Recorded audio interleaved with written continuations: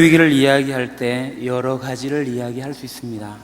그 중에서도 그리스도인이 그리스도인답지 못한 것에서 위기를 말할 수 있습니다. 그래서 지난 4년간 총회는 그리스도인의 정체성에 대한 주제로 한국교회 위기를 극복하고자 했습니다. 그러면 그리스도인의 정체가 무엇이냐?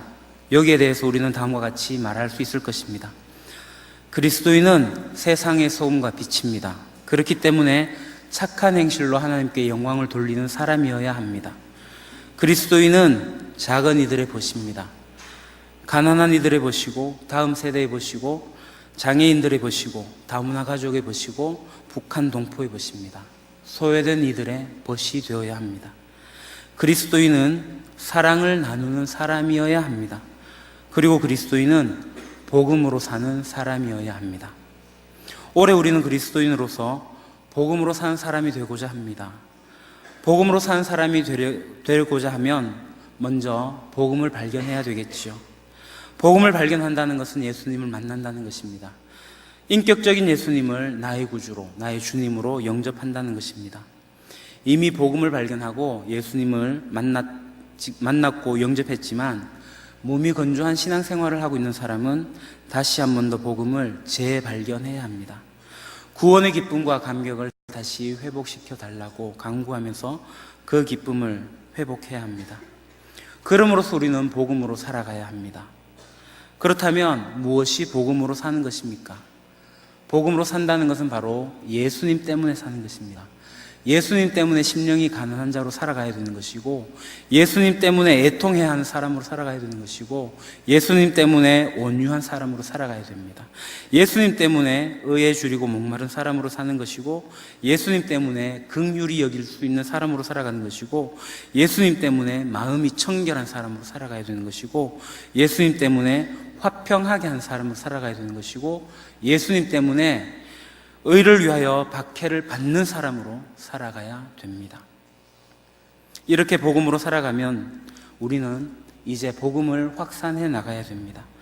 오늘 말씀을 상고하면서 이 복음을 확산하며 하나님을 기쁘시게 하는 그 말씀의 의미를 새겨보고자 합니다. 먼저 공동체로서의 양의 입장을 한번 살펴볼까 합니다. 다음으로 목자가 누군지 조명할 것이고, 그 다음으로 하나님의 기쁘심에 대해서 말씀을 맺고자 합니다. 오늘 이 본문은 너무나도 잘 아는 내용입니다. 어느 목자가 있습니다. 그 목자에게는 양 100마리가 있습니다. 양을 치는데 한 마리가 없어진 것을 알게 되었습니다. 그리고 그 양을 찾아 나서게 되죠. 찾도록 찾아서 마침내 찾아냅니다.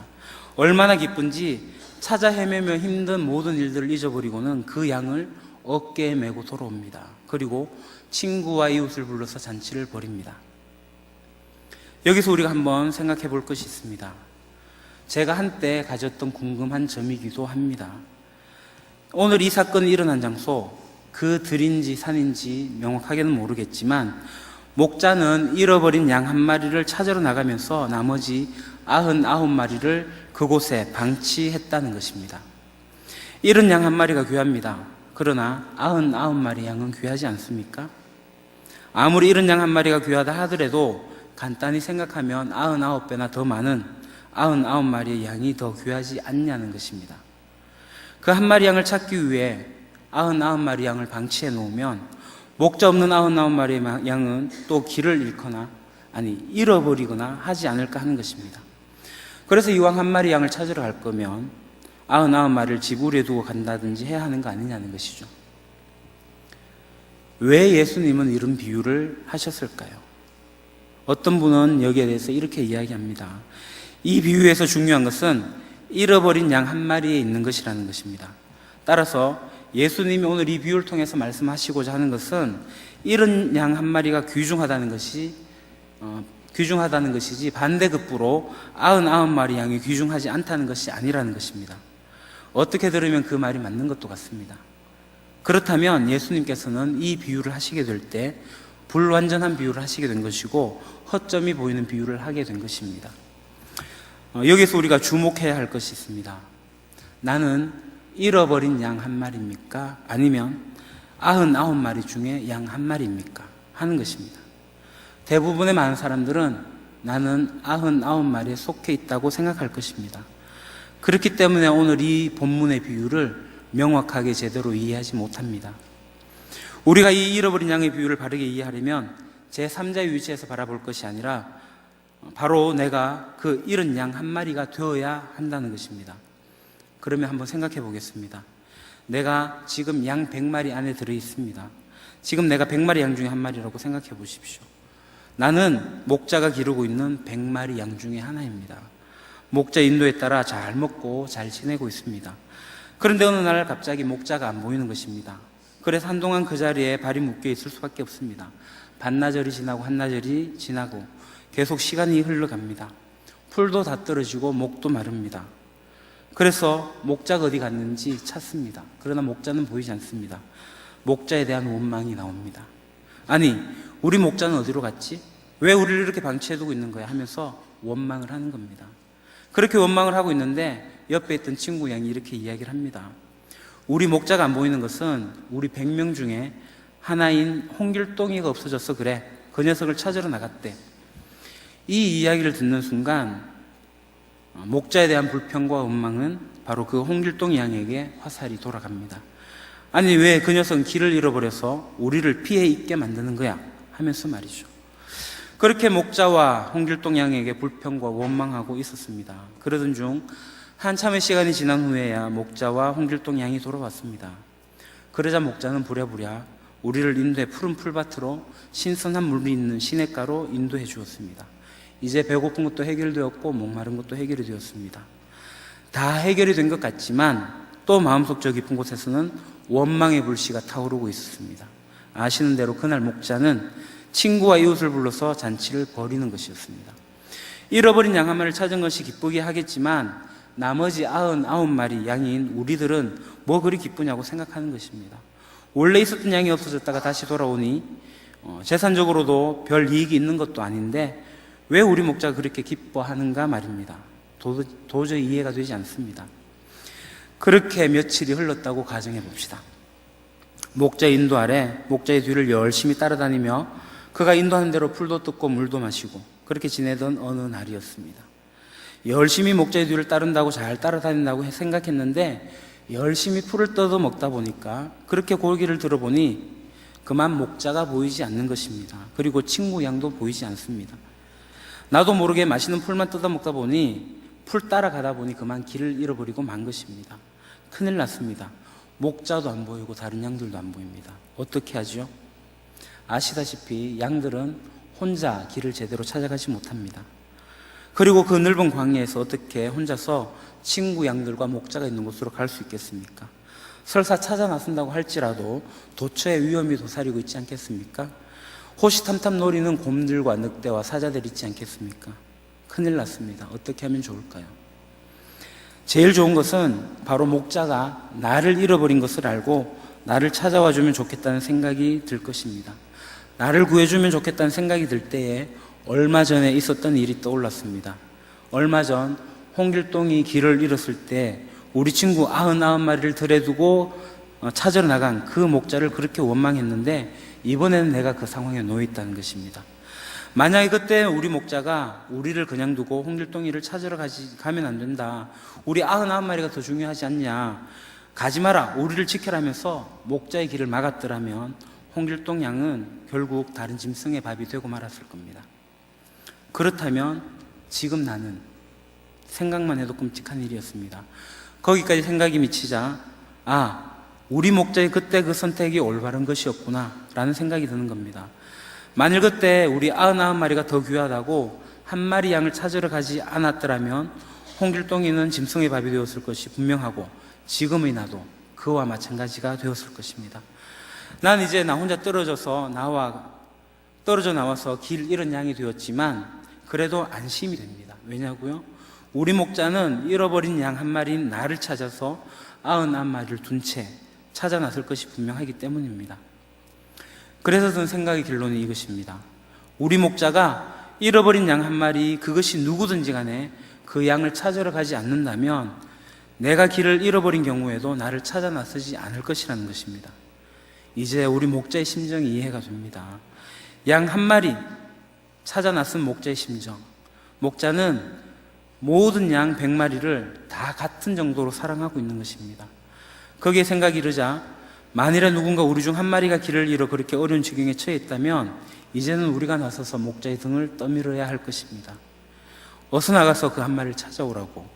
그냥 두시면 그 양은 분명 굶어 죽거나 잡혀 먹히기 때문에 우리 곁으로 다시 돌아오지 못할 것이기에 우리가 나서서 등을 떠밀어 어서 찾아오라고 해야 한다는 것입니다. 따라서 본문에 등장하는 잃어버린 양 한 마리는 제3자 그 누군가가 아니라 바로 나일 수도 있다는 것입니다. 아니, 나입니다. 우리 속담 10손가락을 깨물어 안 아픈 손가락이 없다라는 말이 그대로 적용이 되는 것 같습니다. 그러니 나머지 99마리 양이 굳이 그 한 마리 양을 뭐라 할 필요가 없습니다. 자기가 해당되지 않는다고 그 한 마리를 쉬게 할 필요가 없다는 것입니다. 오히려 그 한 마리에 관심을 기울여야 하는 것입니다.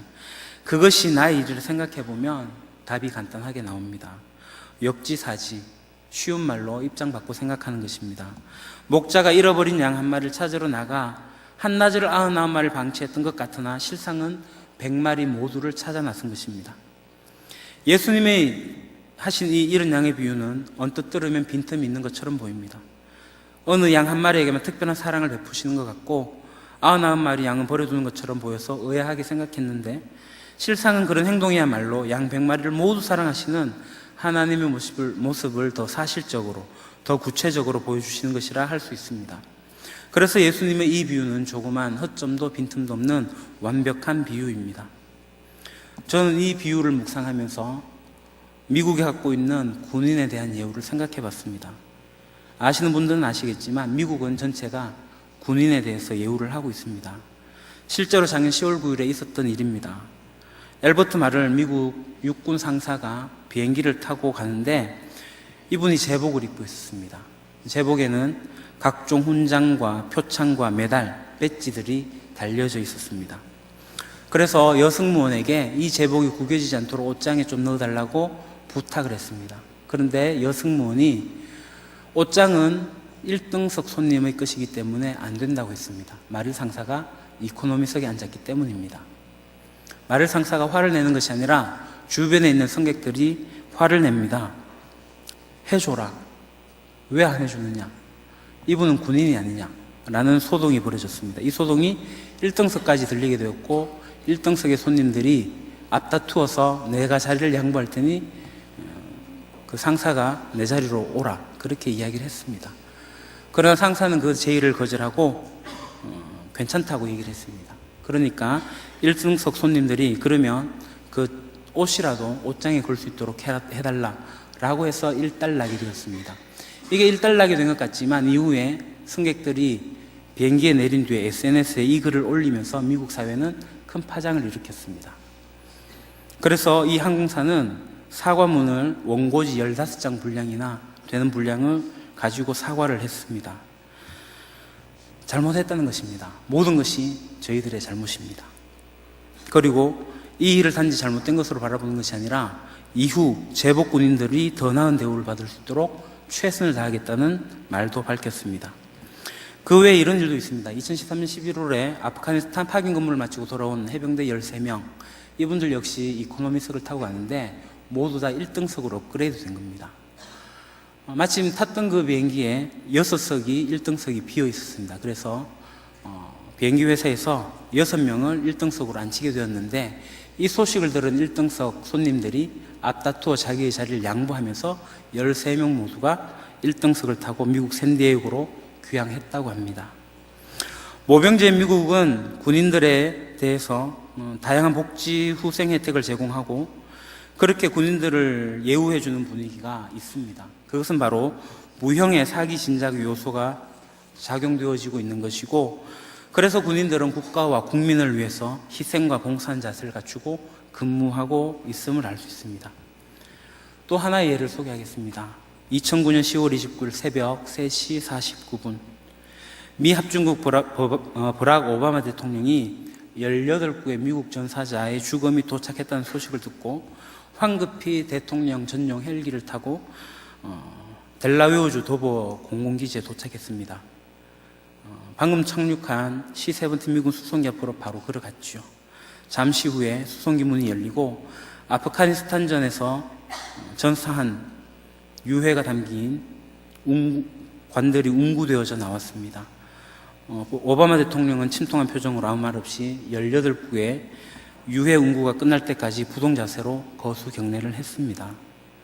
모두 그 주에 희생된 15명의 군인과 3명의 마약 단속국 요원들이었습니다.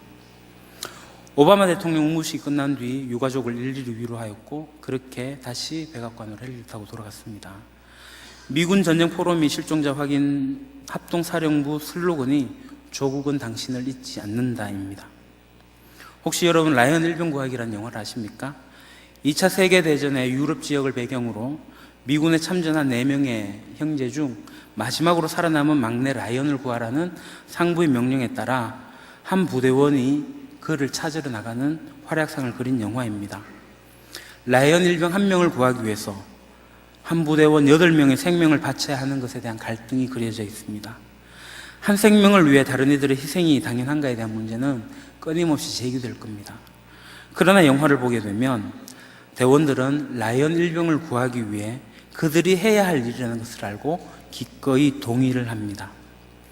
앞서 미국의 군이란 특수한 상황을 예로 설명했습니다. 단편적으로 보고 그것을 일반화하는 오류를 범하게 될 수도 있을지 모르겠지만 미국의 이러한 군인에 대한 예우는 앞서 말씀드린 것처럼 무형의 사기 진작의 요소로 작용하고 있습니다. 오늘 한국 사회는 어떠합니까? 최근 발생한 메르스로 많은 국민들이 불안에 떨었습니다. 나만 메르스에 감염되지 않으면 되지 않느냐고 그치면 안 됩니다. 누군가가 메르스와 같은 일로 감염되었을 때 정부는 그들을 낫게 해야 되고 그들을 회복시키는 일을 해야 합니다. 나중에라도 이런 일로 잘 예방하였고 설령 감염이 되었다 할지라도 초기 대응을 잘하여 확산을 방지하였다면 우리는 메르스와 같은 이런 일들이 일어났을 때 안심하고 있을 수 있습니다. 작년에 있었던 세월호 사건도 마찬가지입니다. 배는 어떤 경우에라도 침몰할 수 있는 경우가 있습니다. 우리가 중요하게 생각하는 것은 침몰한 것이 아니라 이후 구조에 대한 내용이 어떠하냐는 것입니다. 초동 대처가 잘못되었습니다. 골든타임을 놓쳤습니다. 그것에 국민들이 분노하는 것 아닙니까?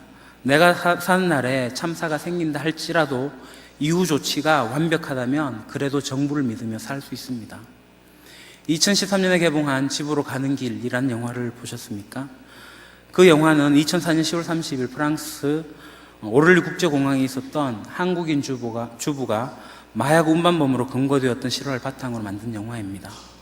그 영화를 보면서 우리나라의 외교통상부와 한국 대사관이 그렇게 무능하게 느껴진 적은 없었습니다. 참 많이 답답했습니다. 영화의 픽션을 위한 그 요소가 가미되었다 할지라도 내가 외국에 나갔을 때 그와 같은 일이 있어서 대한민국이 나를 외면하고 있다면 어떨까 하는 생각에 미치자 많이 답답해졌습니다. 제가 미국의 이야기와 한국의 이야기를 너무 극단적으로 비교하는 것이 아닌가 하는 생각이 있긴 합니다. 그러나 오늘 우리가 발을 딛고 사는 이 세상, 이 나라, 이곳이 바르게 되었다면 좋겠다는 바람을 가지고 이 이야기를 하는 겁니다. 이게 오늘 본문의 말씀과 무슨 상관이 있느냐 하겠지만 분명히 상관이 있습니다. 양 100마리 공동체에서 한 마리를 잃는 것은 곧 나를 잃는 것입니다. 오늘 대한민국이 다른 국민의 아픔을 외면하는 것은 나의 아픔도 외면한다는 것입니다. 오늘 우리 교회도 마찬가지입니다. 교회 공동체에 누군가의 아픔이 있으면 그것은 나의 아픔이 되어야 합니다. 우리가 그의 아픔을 외면한다면 내가 아플 때 교회가 나를 외면할 것입니다. 간단한 예로 교인 중에 누가 위험한 일에 처해 있습니다. 그래서 구역장이나 구역원이 교구 목사님에게 신방을 가자고 요청을 했습니다. 그런데 목사님이 차일피일 미루고 있는 것입니다.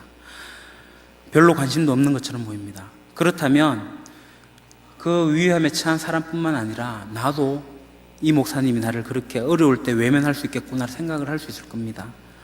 그러나 목사님이 그 일에 대해서 적극적으로 관심을 갖고 기도도 하고 교회 중보기도도 요청하면서 그렇게 적극적인 개업을 하게 된다면 이야기는 달라지지 않겠습니까? 다른 예로 교회 학교 교사도 마찬가지입니다. 내가 맡은 아이들이 모두 소중하지 않습니까? 그런데 누군가가 결석을 했습니다. 장기적으로 결석을 하고 있는데 그 친구에 대해서 아무런 관심도 가지지 않습니다. 기도도 하지 않습니다. 그러면 출석하고 있는 아이들이 어떤 생각을 하겠습니까? 우리 선생님은 출석하지 않아도 신경도 안 쓰고 관심도 안 가죠. 내가 출석 안 해도 그럴 거야 라는 생각을 할 겁니다. 그러나 그 출석하지 않는 아이에게 관심을 갖고 기도도 하고 함께 있는 반 아이들과 신방도 가게 된다면 출석한 아이들도 좋은 영향을 갖게 될 겁니다.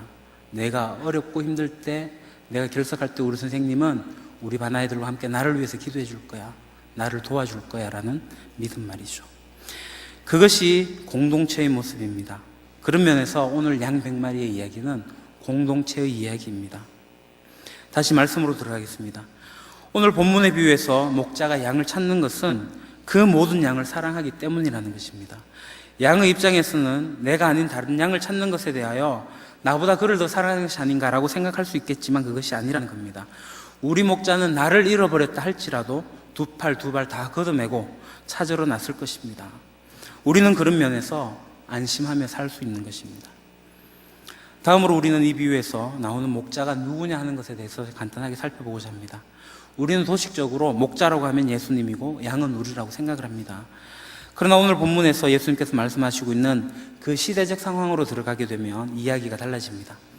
예수님은 현재 바리새인들과 서기관들 그리고 세리들이 모여 있는 곳에 말씀을 하시는 겁니다. 다시 말해서 예수님의 비유를 듣고 있는 이 1차적 청중은 바로 유대인이라는 것입니다. 유대인들은 예수님의 이 비유를 들으면서 무슨 생각을 하겠습니까? 시편을 잘 알고 있는 유대인들은 이 목자 비유에서 시편 100편을 떠올렸을 겁니다. 여호와가 우리 하나님이신 줄 너희는 알지어다. 그는 우리를 지으신 자요 우리는 그의 것이니 그의 백성이요 그의 기르시는 양이로다. 시편 23편에는 여호와는 나의 목자시니 내가 부족함이 없으리로다 라고 고백하고 있습니다. 따라서 예수님의 비유에서 목자는 바로 하나님을 지칭하는 것으로 알 수 있습니다. 그럼 양은 누구입니까? 바로 1차적으로 유대인이라는 것입니다. 바로 예수님의 이야기를 듣고 있는 바리새인, 서기관, 세리들을 말하는 것입니다. 좀 더 세밀하게 말하면 99마리의 양은 바리새인과 서기관일 수 있고 이런 양은 세리들과 같은 죄인들이라고 할 수 있습니다. 확장시켜 말씀드리면 바리새인과 서기관들도 이런 양이 될 수 있다는 것을 염두에 두고 하신 말씀입니다. 하나님은 모두를 사랑하십니다. 바리새인들도 사랑하시고 서기관들도 사랑하시고 세리들도 죄인들도 사랑하십니다. 오늘날 우리가 죄인일 때에 하나님은 우리를 사랑하십니다. 그리고 예수님께서 하신 말씀을 우리가 기억해야 됩니다. 요한복음 10장에 나오는 예수님의 정체성에 대한 말씀입니다. 예수님은 나는 선한 목자라 라고 선포하셨습니다. 유대인들은 하나님이 목자이신데 예수님이 스스로 선한 목자라고 지칭하고 있으니 아마 참남하다고 생각했을 겁니다. 그래서 그들은 예수님이 귀신에 들려서 미쳤다라고 생각을 했습니다. 그러나 중요한 것은 바로 예수님은 선한 목자가 되십니다. 오늘 이 비유에서 목자는 하나님을 상징하는 것이기도 하고 바로 예수님을 상징하는 것이기도 합니다. 오늘 우리에게 이 말씀을 적용하면 바로 우리가 양이 되는 것입니다. 마지막으로 하나님이 기뻐하시는 것에 대해서 이 말씀을 집중해 보고자 합니다. 양은 바로 주인에게 기쁨이 되는 존재입니다. 스바냐 선지자는 하나님의 기쁨을 이렇게 표현합니다. 너희 하나님 여호와가 너희 가운데 계시니 그는 구원을 베푸실 전능자이시라. 그가 너로 말미암아 기쁨을 이기지 못하시며 너를 잠잠히 사랑하시며 너로 말미암아 즐거이 부르시며 기뻐하시리라 하리라. 하나님은 우리를 기뻐하십니다. 하나님은 우리를 잠잠히 사랑하십니다. 하나님은 우리로 말미암아 즐거이 부르며 기뻐하십니다. 이것이 하나님의 기쁨입니다. 그렇다면 양인 우리에게는 기쁨이 없습니까? 우리에게도 기쁨이 있습니다. 죽음의 골짜기에서 빠져나온 기쁨입니다. 생명을 얻은 기쁨입니다. 주인을 잘 만난 기쁨입니다. 사꾼 목자가 아닌 선한 목자를 만난 기쁨이 우리에게 있습니다. 그래서 우리는 여호와가 나의 목자시니 내가 부족함이 없으리로다 라고 고백하는 겁니다. 하나님께서 나를 푸른 초장에 누이실 것이고 하나님께서 나를 쉴만한 물가로 인도하실 것을 믿습니다.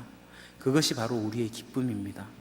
그 기쁨의 표현이 바로 오늘 함께 모여서 예배하는 것 아니겠습니까? 이제 이 기쁨은 더 나아가서 다른 사람에게 전해주는 것으로 마무리 지어져야 합니다. 기쁨의 근원 되신 하나님을 다른 사람에게 전해야 합니다. 오늘 예수님께서 이 비유를 하신 이유가 무엇일까요? 양 100마리 가진 목자가 이런 양을 찾아서 잔치를 벌이고 잘 먹고 잘 살았다? 이게 아니죠. 예수님은 7절의 말씀을 통해서 하늘나라의 기쁨을 말씀하고 있습니다. 내가 너희에게 이르노니 이와 같이 죄인 한 사람이 회개하면 하늘에서는 회개할 것 없는 의인 99으로 말미암아 기뻐하는 것보다 더하리라. 죄인이 회개하고 돌아가면 하늘나라를 얻게 되는데 이때 하늘에서 벌어지는 잔치의 모습입니다. 바로 이 말씀을 하시기 위해 예수님께서 오늘의 비유를 하신 것입니다. 죄인 하나가 회개하고 돌아오는 것보다 더 기쁜 일은 없다는 것입니다. 죄인 하나가 회개가 돌아올 때마다 마치 이른 양을 찾는 것처럼 주인이 잔치를 베푸는 것처럼 잔치를 베푼다는 것입니다. 예수님의 말씀을 기억하시기 바랍니다.